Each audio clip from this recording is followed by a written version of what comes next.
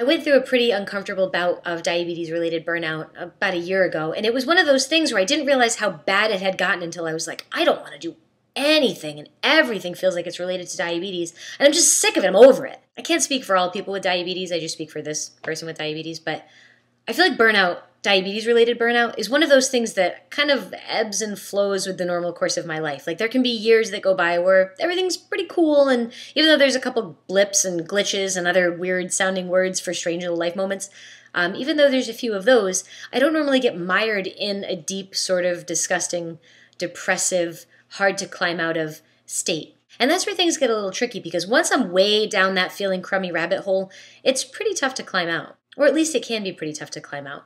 But there are a couple of things that I found that really help me climb out of that depression well. And not like, oh, I climb out of it well, like in a way that's done well. It's more a well, like an actual well, like you drop a bucket down to get water kind of thing, like an actual, the noun well. Babbling. In the last few years, some of the things that really, really help are really, really simple.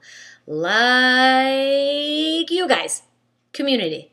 Being one of the only people with diabetes that I knew growing up was kind of lonely, and I felt like, I don't know, that isolationism didn't really help me take control of my diabetes or feel better. It really just sort of made me feel worse, and like everybody else just ate breakfast, and I was shooting up before breakfast, and why was I the only one taking drugs before breakfast? Or at least the only one I knew of. It was kind of disconcerting, and it made me feel a little crummy. But you guys, community, knowing I'm not the only one, helps tremendously. Another thing that helps a lot is being honest when I'm in those moments of feeling crummy. So if I'm having a bad patch of diabetes burnout, running around pretending that I'm not going through it doesn't do much for me personally. Other people might be able to fake it until they make it, but I'm not good at faking or making or baking. Actually, I'm already baking.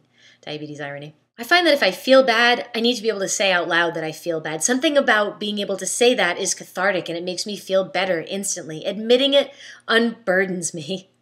And also, it's simple, it sounds stupid, it's one of those things that you read in, online articles and in health magazines, and you're like, all right, yeah, fine, run around a little bit. But exercise helps so much. For a really long time, I felt like exercise was something that I had to do and was, diabetically mandated by every single doctor that I was seeing. Are you exercising 5 days a week? And you go, yes, but you're kind of lying through your teeth. Even though you really should be, because not only does it benefit you on a physiological level, but it helps you emotionally. Being able to go for something as simple as a walk can clear the daily stress from your head and let you view things kind of fresh and without that chaos. As we approach the holiday season, sometimes it's easy to get mired down in feeling bad or overwhelmed, or kind of dealing with a lot of the you can'ts of diabetes instead of focusing on the you cans. It can be a bit much. Burnout sucks. It's frustrating. It can really drag you down, but getting out of it feels so, so good. And it's not like it's a to-do list, like you must do these things and then you will be out of burnout magic. It's more, you don't have to be perfect. You just have to keep trying. Diabetes is every single day, but burnout doesn't have to be.